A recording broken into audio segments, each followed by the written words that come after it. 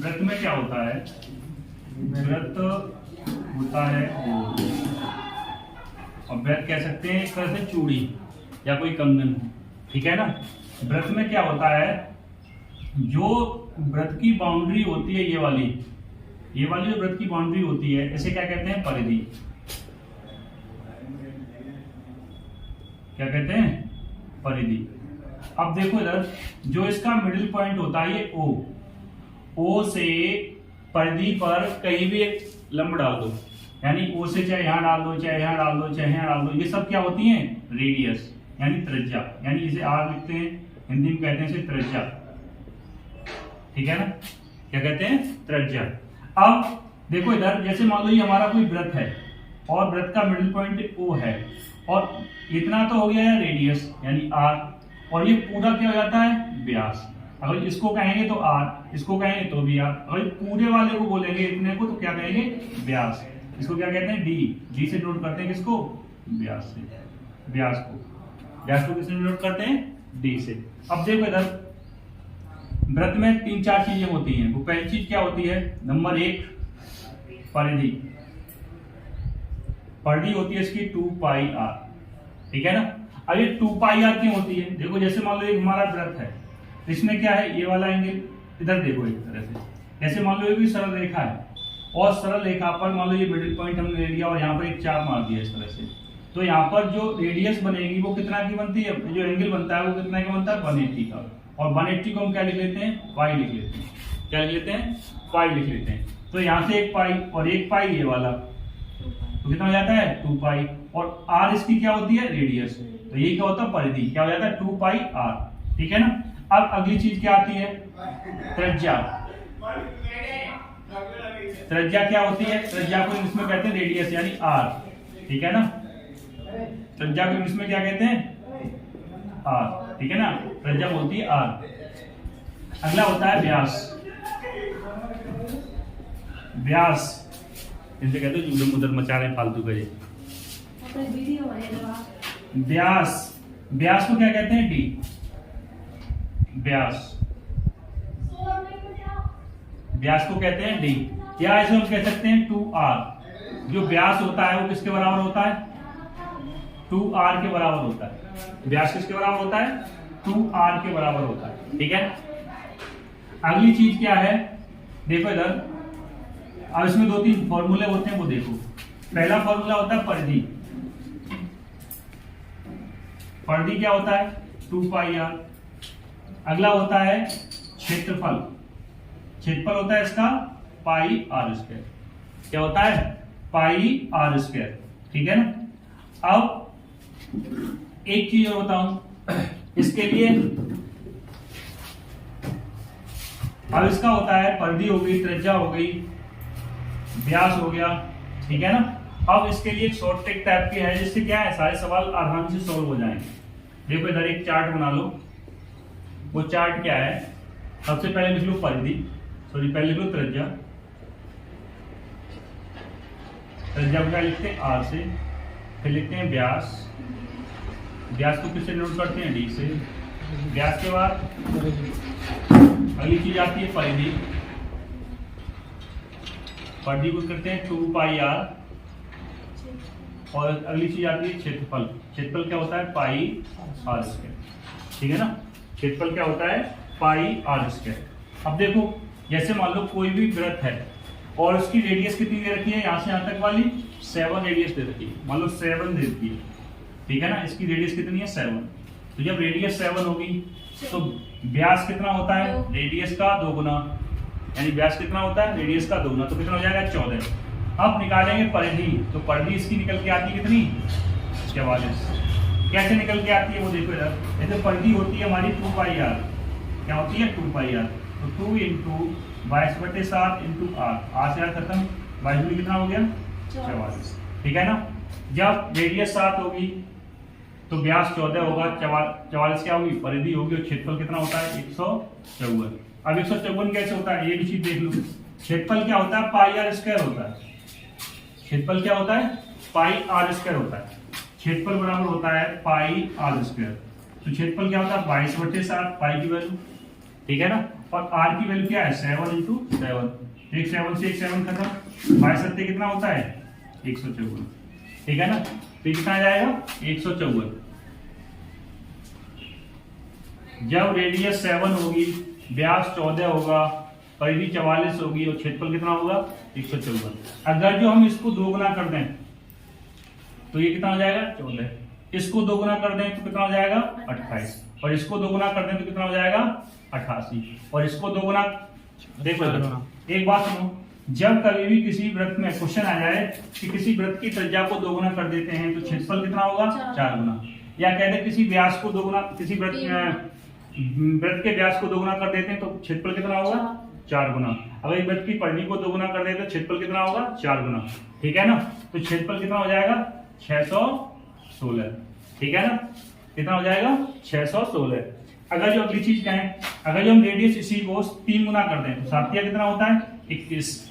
अब अगर व्यास को 3 गुना कर दें तो 7 कितना हो जाएगा 14 में 42, इसको करें तो कितना हो जाएगा 132, और इसका निकालेंगे तो कितना निकलेगा क्षेत्रफल 1386, ठीक है, कितना निकलेगा 1386। अब देखो इधर, अगर जो देखो हम किसी भी वृत्त की त्रिज्या को यानी r को 3 गुना कर दें, कितना कर दें यानी 3r कर दें, r से इसको कितना कर दें 3r, तो जो क्षेत्रफल होगा ना इसमें इसका 9 गुना हो जाएगा, कितना हो जाएगा 9 गुना। जैसे क्षेत्रफल हमेशा किसमें होता है सेंटीमीटर या मीटर स्क्वायर में होता है, इसमें होता है सेंटीमीटर मीटर जो भी दिया होगा उस स्क्वायर में होता है। स्क्वायर का मतलब होता है उस चीज का वर्ग। देखो इधर यहाँ से यहाँ तक आने में 2 गुना, तो यहाँ से यहाँ तक आने में 2 गुना, यहाँ से यहाँ तक आने में 2 गुना, तो यहाँ कितना होगा क्षेत्रफल कितना होगा 4 गुना। अब देखो जब यहाँ से यहाँ पर आए तो कितना हुआ 3 गुना हुआ, तो क्षेत्रफल कितना होगा इसका 9 गुना हो जाएगा, कितना हो जाएगा 9 गुना, ठीक है ना। अब देखो इससे क्या है, जब भी सवाल आएंगे ना तो सभी इसी डिजिट के सवाल मिलेंगे तो आराम से सवाल हो जाएंगे। अगली चीज देखो 7 का अगला करेंगे तो 7 चौका कितना होता है 28, और इसका 4 गुना करेंगे तो 14 चौका 56, और इसका 4 गुना करेंगे तो कितना हो जाएगा, कितना हो जाएगा 176। अब ऐसे ही क्षेत्रफल का कितना गुना करेंगे 16 गुना, कितना गुना करेंगे 16 गुना, तो 154 का 16 गुना करेंगे कितना हो जाएगा 24 64, ठीक है ना, कितना हो जाएगा 24 64। तो इस तरह से जब भी कोई सवाल आएगा तो इन्हीं डिजिट पे आधारित होगा और हम आराम से सवाल निकालेंगे, ठीक है ना। अब जैसे सवाल देखो, सवाल क्या आएगा, जैसे मान लो सवाल वो कह रहे कि किसी वृत्त का क्षेत्रफल, मैं लिख दे रहा हूं, किसी वृत्त का क्षेत्रफल 1386 सेंटीमीटर स्क्वायर है, तो इसकी त्रिज्या और परिधि बताओ, परिधि बताओ। अब देखो इसकी त्रिज्या कैसे निकालेंगे, अब हमें पता है इसका जब क्षेत्रफल कितना होता है 1386 होता है, तो परिधि कितनी होती है 132, और क्षेत्रफल कितना होता है 21। अब देखो इसे निकालेंगे कैसे, पूरा सॉल्यूशन करेंगे और हमें ये चार्ट याद है तो तुरंत सवाल हो जाएगा। अब देखो निकालेंगे कैसे, वृत्त का क्षेत्रफल क्या होता है, क्षेत्रफल बराबर होता है पाई आर स्क्वायर। अब देखो क्षेत्रफल की वैल्यू कितनी दे रखी है हमें सवाल में 1386, बराबर क्या हो जाएगा पाई आर स्क्वायर। अब पाई की वैल्यू क्या होती है 22/7 लगा लो इंटू आर स्क्वायर, बराबर कितना हो जाएगा 1386। अब देखो 22 से काटो से, 22 दूनी 44, 22 से 66, 22 चौक 88, 22 पंजे 110, 22 का 132, कितना 22 का 132। अब कितने बचे यहाँ पर 6, 22 या 66, ठीक है ना। अब इसका यहाँ पहुंचा दो, गुणा कर दो, तो आर स्क्वायर बराबर क्या हो जाएगा 7 छिक्के 42 की 2, हासिल में कितना 4, और 7 छिक्के 42 और 4 कितना होता है 46। हाँ कुछ गड़बड़ हो गया क्या, 7 छिक्के 42, 42 और 4 46 नहीं बन रहा। इसे ऐसे लिख लो, कैसे लिख लो, जैसे मान लो आर स्क्वायर बराबर 63 होगा सर, 22 हाँ 63 यहीं पे। हाँ यहाँ पर 63 होगा। अब सही क्या है, यहाँ पर कितना होगा देखो इधर 22 से काटेंगे तो 22 का 132 होता है और 22 का कितना होता है 66। अब सही। अब देखो इधर यहाँ पर क्या बचा, आर स्क्वायर बचा, वो बचा कितना 63 इंटू 7। अब देखो आर स्क्वायर बराबर कितना हो जाएगा, इसका मल्टीप्लाई कर दो, 7 या 21, हासिल में कितना 2, 7 के 42 और 2 कितना होता है 44। अब ये 200 441 किसका स्क्वायर होता है, तो आर बराबर कितना आ जाएगा 21 का स्क्वायर होता है 21 का। अब हमें रेडियस कितनी आ गई 21 आ गई। अगर जो हमें ये चार्ट पता है तो हमें ये पूरी कैलकुलेशन नहीं करनी फिर, ठीक है ना। तो सीधा सीधा हम आंसर क्या देंगे, जब हमारा क्षेत्रफल कितना है 186 है तो सीधा सीधा आंसर कितना हो जाएगा 21। रेडियस कितनी हो जाएगी 21। अगर जो परिधि पूछी जाएगी तो परिधि सीधी सीधी हम बता देंगे 132। अब परिधि निकालेंगे तो कैसे निकालेंगे, परिधि क्या होती है 2 पाई आर। परिधि बराबर क्या होता है, बराबर क्या होती है परिधि, ठीक है ना। अब देखो 2 पाई आर की जगह वैल्यू लगा लो, 2 इंटू किसका होगा 22/7 इंटू आर बराबर क्या है परिधि, क्या निकालनी है परिधि। अब देखो यहाँ से हमने आर तो निकालनी कितनी हमारी 21 है। अब देखो आर की वैल्यू निकालेंगे तो कितना हो जाएगा, यहाँ पर आर की वैल्यू लगा दो कितनी 21। अब देखो 7 से कटेगा 7 की 21 और 22 कितना होता है 44 इंटू कितना होगा 3, 44 इंटू 3 करेंगे तो कितना हो जाएगा 132 सेंटीमीटर। तो ये पूरी कैलकुलेशन करने की कोई भी जरूरत नहीं है, ठीक है ना। इतनी लंबी कैलकुलेशन हमें करनी नहीं है, सीधा सीधा हमें ये चार्ट याद कर लेना है और तुरंत आंसर दे देना। जैसे सवाल एक में दूसरा लिखूं,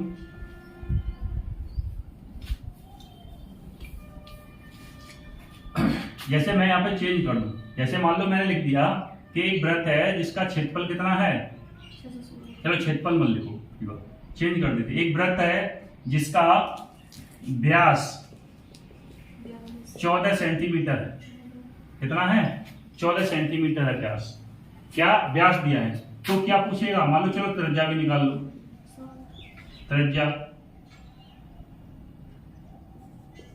और क्या निकाल लो परिधि भी निकाल लो और क्या निकाल लो क्षेत्रफल। इसमें क्षेत्रफल और लिख लो, क्षेत्रफल कितना होगा। अब देखो अब आपको कुछ करना नहीं है, जब तुम्हें पता है कि रेडियस कितना होता है, व्यास कितना है हमारा, क्या है हमारा व्यास कितना है 14 है, तो क्षेत्रफल कितना होगा 154, परिधि कितनी होगी 144 और ये कितना होगा रेडियस 7। अब देखो इधर जो व्यास होता है यानी डी, ये डी क्या होता है आर का दोगुना होता है, 2r के बराबर होता है। अब इसकी डी की वैल्यू कितनी दे रखी सवाल में 14 बराबर 2r, इससे खत्म होगा आर बराबर कितना आ जाएगा 7, ठीक है ना। आर बराबर कितना आ जाएगा 7। अब जब हम परिधि निकालें, परिधि क्या होती है 2 पाई आर, 2 पाई आर का मतलब 2 इंटू 22/7 इंटू 7, 7 से 7 घटा 22 कितना होता है 44। अगर जब हम क्षेत्रफल निकालें तो क्या आ जाएगा पाई आर स्क्वायर, तो पाई की वैल्यू कितनी होती है 22/7, आर की वैल्यू कितनी है 7 इंटू 7, एक 7 से 7 घटा कितना आ जाएगा 154 सेंटीमीटर स्क्वायर। ये कितना आ जाएगा सेंटीमीटर में, ये किसमें आ जाएगा सेंटीमीटर में, ठीक है ना। तो बड़े आसानी से चार्ट पता है तो बड़े आसानी से सवाल सॉल्व हो जाते हैं, फिर हमें कुछ करना नहीं है आराम से, ठीक है ना। तो इसलिए चार्ट ये बहुत जरूरी है। और एक और चीज बता दूं, जब हमें ये सवाल ऑप्शन से करने हो, जब ये सवाल किससे करने हो ऑप्शन से करने हो, तो जब भी कभी किसी फॉर्मूले में पाई आ जाए, क्या आ जाए पाई मेंशन हो उसमें, तो पाई की वैल्यू क्या होती है 22/7, क्या होती है 22/7। अब 22/7 को कह सकते हैं हम 2 इंटू 11/7 कह सकते हैं, 2 इंटू 11/7। तो जब भी कभी किसी सवाल में पाई दी हो यानी पाई लगा हुआ है तो हमेशा हम 11 के विभाज्यता वाला रूल देखेंगे, इसका 11 के विभाज्यता वाला रूल,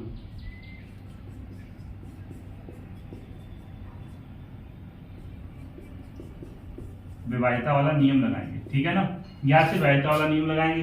अब 11 से विभाज्यता वाला नियम लगाएंगे तो यहाँ से लगभग हमारा सवाल 90% बन जाता है, और अगर जो वायदे में नहीं बनता है तो फिर तो हम लगाएंगे उसमें फॉर्मूला। अब जब 11 से विभाज्यता वाला नियम लगता है, जैसे देखो इधर, जैसे हमने कह दिया एक वृत्त है जिसका क्षेत्रफल कितना है 154 है। अब 11 से विभाज्यता वाला नियम क्या होता है, समस्थान और विषम स्थान,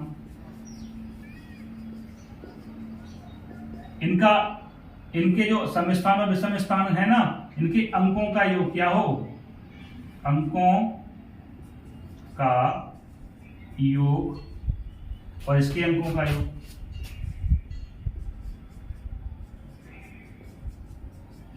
इन दोनों का क्या हो, अंतर क्या हो, 0 हो या 11 से कोई बाह्य संख्या, जैसे 11 हो, 22 हो, 33 हो, XYZ जो भी हो, मतलब 11 से कटने वाली कोई संख्या है, तो हम क्या करें, सीधा सीधा ये नियम लगा लेंगे। अब जैसे मान लो ऐसे ये वाला ले रहे हूं, ठीक है ना, जैसे हम कह रहे हैं कोई सवाल है, ये जैसे क्षेत्रफल दे रखा है, इसमें क्या दे रखा है, क्षेत्रफल। क्षेत्रफल में कितना है, 2464 ये दे रखा है ना। अब इसमें 11 वाला नियम लगाएंगे। देखो इधर 11 वाला नियम क्या है, सम स्थान देखते हैं। सम स्थान का मतलब जो जैसे 2 4 6 8 के स्थान पे आते हैं, विषम स्थान यानी 1 3 5 ऐसे करके। तो देखो 1 और यहाँ पर क्या है, ये 3, तो ये क्या है, दोनों विषम स्थान है, 1 भी विषम स्थान है और 4 जो आ रहा है वो भी विषम स्थान पे आ रहा है। तो 1 और 4 का योग कितना होता है, 5, और 5 तो ऑलरेडी है 5, तो 5 और 5 का अंतर कितना होगा, यानी दोनों का अंतर 0। तो हमारा बात क्या है, यानी आंसर हो जाएगा हमारा क्या, यही आंसर होगा। अब जैसे इसमें लगाऊं मैं, जैसे ये दिया है 2 और 4 कितना, 2 और 6 कितना होता है 8, और 4 और 4 कितना होता है 8, तो ये 8 ये भी दिया और 8 ये भी दिया, तो दोनों का अंतर कितना आया, 0, ठीक है ना। तो क्या है, ये 11 से विभाज्य कोई संख्या है, तो 11 से विभाज्य संख्या, तो हमारा आंसर ये होने की प्रबल संभावना रहती है, ठीक है ना। 100% यहाँ से नहीं बनता, लेकिन 90% से भी ज्यादा सवाल बन जाते हैं, सीधे सीधे 11 वाला नियम। जैसे मान लो इसमें देखो 2 पाई आर में क्या होता है, परिधि में आप पाई आता है। अब देखो हम किसी की परिधि ले लें, जैसे मान लो हमने 176 ले लिया ये वाला, अगर जो हम 176 ले लें तो ये देखो इधर कोई मान लो वृत्त है जिसका क्या परिधि क्या है, 176 सेंटीमीटर है। अब 176 में देखो नियम लगाएंगे हम वही वाला 11 वाला, 11 में 1 और 6 का योग कितना होता है 7, और 7 तो ऑलरेडी 7 है, तो 7 का अंतर कितना आया, 0, कितना आया 0। तो सीधे सीधे क्या लगा लेंगे, ये सब नियम लग जाते हैं, ठीक है ना। अब कोई भी सवाल हो तो सबसे पहले तो ये चार्ट याद कर लो, और चार्ट याद करने के बाद जो कुछ सवाल बचते हैं इनके लिए फॉर्मूले लगा के कर लो। वैसे यहाँ से आपके वृत्त वाले सवाल लगभग 95% से ज्यादा बन जाते हैं, लगभग 95% से भी ज्यादा सवाल इसी डिजिट पे आ जाते हैं। चाहे RS अग्रवाल का मैथ ले लो, चाहे SDR वाला ले लो, चाहे करण वाला ले लो, चाहे कोई भी ले लो XYZ मैथ, उसमें लगभग 95% सवाल इन्हीं डिजिट के मिलेंगे आपको, ठीक है ना। चलो।